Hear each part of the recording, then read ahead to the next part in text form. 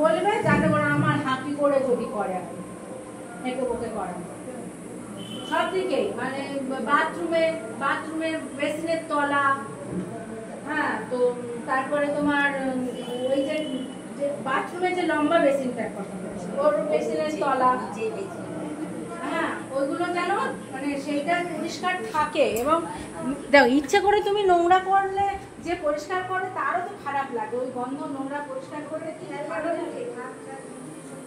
আচ্ছা, আরেকটা জিনিস বলি, ডাস্টবিন।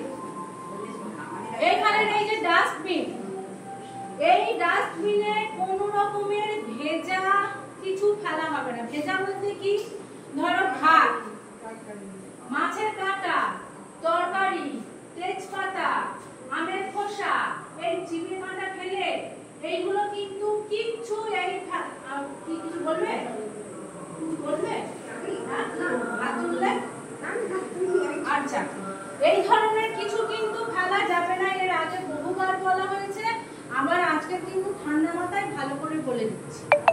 সবাই বুঝতে পারছো কি কথা? কে যারা ফেলছে তারা বুঝতে পারছে না, কে কে ফেলে কি গো?